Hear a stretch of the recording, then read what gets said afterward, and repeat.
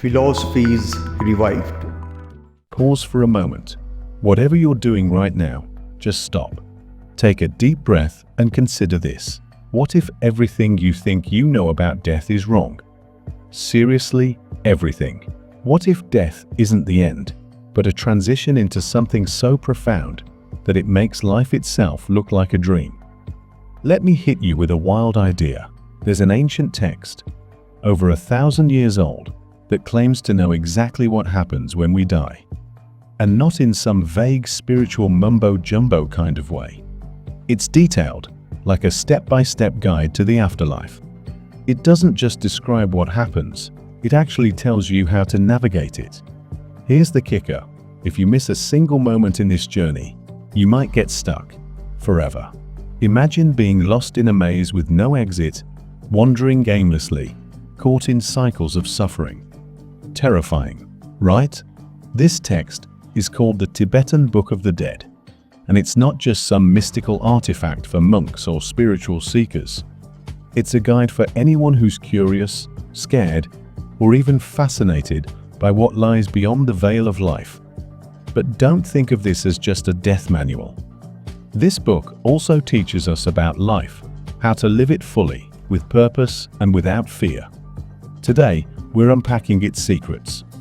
By the time we're done, you might never look at life or death the same way again.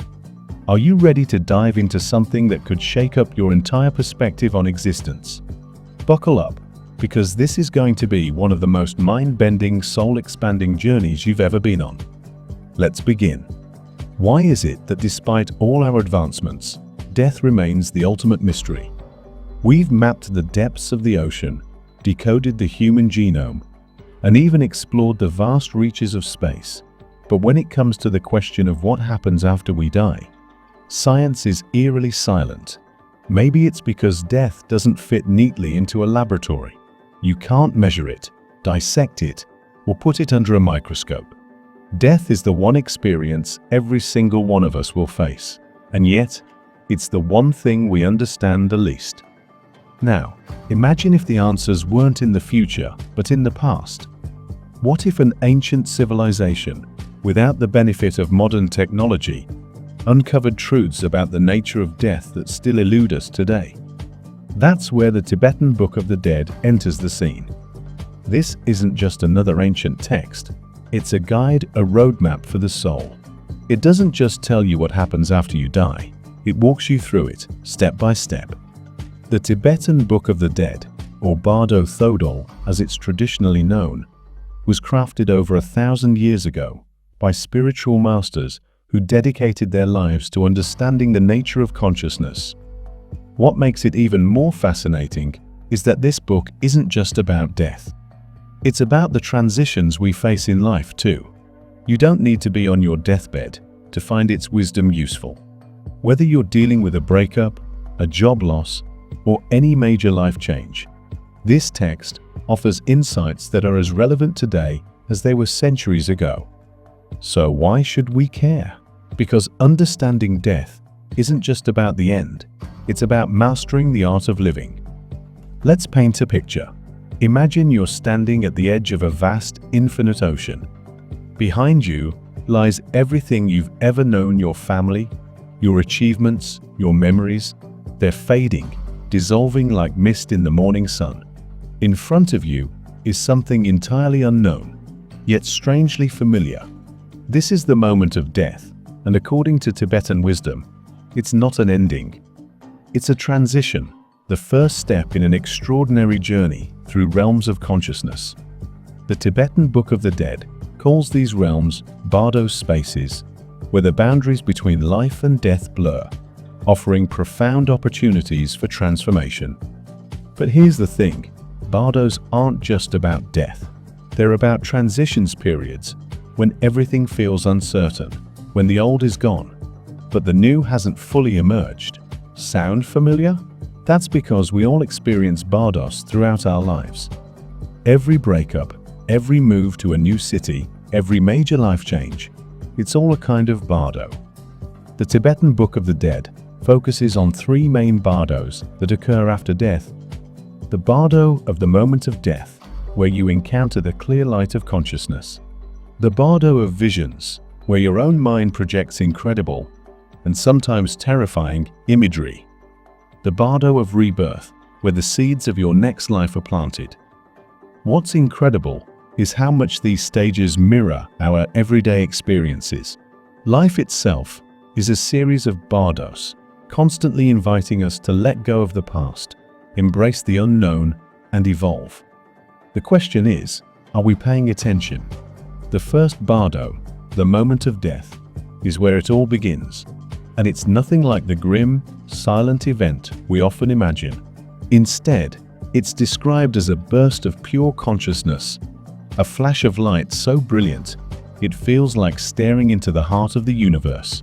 This light isn't something external. According to Tibetan teachings, it's your own true essence. It's like looking into a mirror and seeing yourself for the very first time, not the version of you defined by your job, your relationships, or your struggles, but the infinite, unchanging core of who you are. But here's the challenge. This moment is fleeting. The light shines for an instant, offering you a chance to recognize it as your own nature. If you can do that, congratulations, you've just achieved liberation. You're free from the cycle of birth and death, free to merge with the infinite. Sounds simple, right? Except it's not. For most of us, this light is overwhelming. We don't recognize it as ourselves. Instead, we retreat, clinging to the familiar, and the opportunity slips away. It's a bit like realizing you're in a dream. You have the chance to wake up and take control, but instead, fear pulls you back into the dream. The Tibetan Book of the Dead teaches that this moment, the first Bardo, is the ultimate test of awareness. What's fascinating is that we can prepare for this moment while we're still alive. Practices like mindfulness and meditation train the mind to recognize the clear light, so when the time comes, we're ready. It's not just about facing death with clarity, it's about living with clarity too. Now we move to the second Bardo, the Bardo of visions, and let me tell you, this is where things get trippy. Picture yourself floating in a vast, limitless space. Suddenly, you're surrounded by vivid, otherworldly images, some breathtakingly beautiful, others utterly terrifying. It's like stepping into the ultimate dreamscape, where everything you see is larger than life and deeply symbolic. Here's the twist. These visions aren't external forces. They're projections of your own consciousness. Every radiant deity you encounter is a reflection of your enlightened mind. Every monstrous figure is a manifestation of your deepest fears, attachments, and unresolved emotions. In essence, this stage holds up a mirror to your soul. Let's break it down. The peaceful beings represent qualities like compassion, wisdom, and love, the best parts of who you are. But if you're unprepared, even their brilliance can feel overwhelming, and you might shy away. As your mind retreats, the visions shift. The peaceful deities fade, replaced by wrathful figures. These beings, with their fiery eyes and fierce expressions, aren't here to harm you. They're your own shadow, everything you've buried or denied, now demanding to be faced. It's like peeling back the layers of an onion, only to find that the layers are endless. The Tibetan Book of the Dead teaches that these visions are an opportunity, a chance to confront, integrate, and transcend every part of yourself. But here's the challenge. If you can't recognize these visions as your own mind's creations, you risk becoming trapped in fear, mistaking the reflections for external threats. This stage isn't just about what happens after death. Think about it.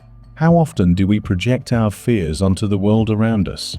The second Bardo reminds us to look inward, to face the chaos within, and to reclaim our power. Finally, we arrive at the third Bardo, the Bardo of rebirth. If you thought the first two stages were intense, this one is where it all comes together. Imagine standing on the threshold of a new life. You're no longer bound by a physical body, yet your consciousness is still tethered to the echoes of your past. In this stage, your every thought, emotion, and karmic imprint becomes a magnetic force, pulling you toward your next existence. It's like your soul is standing in front of a vast cosmic buffet, with each dish representing a different life path. But here's the catch: you're not consciously choosing. Your inner state, your unresolved fears, attachments and desires, does the choosing for you. The Tibetan Book of the Dead describes this as an incredibly dynamic process. You might see flashes of entire worlds, radiant and dark, each vibrating with the energy of your mind. If you've cultivated kindness, self-awareness, and wisdom in life, these visions may be bright and inviting. If you've clung to anger, fear, or greed, the visions may be more tumultuous. Think of it like planting seeds throughout your life. The third Bardo is the harvest. You reap what you've sown, not as a punishment or reward, but as a natural law of cause and effect. But there's a sliver of choice here. If you can remain calm and aware in this chaotic stage, you might transcend the pull of karma altogether. Instead of being swept into a new cycle of birth and death, you might find liberation. This stage isn't just about the afterlife. It's a powerful reminder that our actions, thoughts, and intentions shape not only our current reality, but also the paths we'll take in the future. By now, you might be wondering, okay, this is all fascinating, but how does it apply to me right now? The truth is, the Tibetan Book of the Dead isn't just a guide for the dying. It's a wake-up call for the living. Think about it. The three Bardos we just explored aren't confined to the afterlife. They're happening around us and within us every single day. Every time you face a major transition, a breakup, a career change, or even a moment of self-doubt, you're experiencing a kind of Bardo. The first Bardo, the moment of death, mirrors those fleeting moments of clarity we sometimes experience in life. Maybe it's during meditation, or when you're immersed in a beautiful sunset, or even in the silence of a sleepless night. These are glimpses of the clear light within us, the unfiltered truth of who we are. The second Bardo, with its chaotic visions, isn't so different from the storms we face in our minds every day. Fears, insecurities, and emotional baggage swirl around us, distorting our view of reality.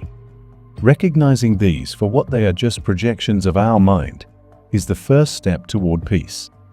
And the third Bardo, that's the cycle of creation and recreation we live through constantly. Every decision we make, every thought we dwell on, is shaping the life we're creating for ourselves right now. The Tibetan Book of the Dead teaches us that death and life aren't opposites. They're deeply interconnected. By understanding the transitions we'll face in death, we can navigate the transitions we face in life with greater clarity and purpose. So, how do we prepare for something as monumental as death?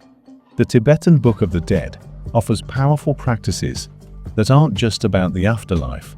They're about living with intention, awareness, and compassion right now. The first practice is meditation on impermanence. It sounds simple, but it's profound. Start each day by reminding yourself that everything is temporary: your problems, your possessions, even your life. This isn't meant to be depressing. It's liberating. When you truly understand impermanence, you stop sweating the small stuff and start focusing on what really matters. Next is Tonglen, or compassion training. Imagine breathing in the pain and suffering of others and breathing out love, healing, and peace in return. It's a practice that dissolves the boundaries between yourself and others, reminding you that we're all connected. And here's the secret: the more you expand your heart, the less power fear has over you, whether in life or death. Another key practice is the use of mantras. These aren't just chants, they're vibrational tools that align your mind with higher states of awareness. Think of them as a tuning fork for your soul. Regularly reciting a mantra like Om Mani Padme Hum can help calm your mind and prepare you for the transitions of both life and death. By incorporating these practices into your daily routine, you're not just preparing for some far-off event, you're transforming the way you live, Each moment becomes an opportunity to cultivate clarity, compassion, and courage. Imagine living each day as if it were preparation for your greatest adventure.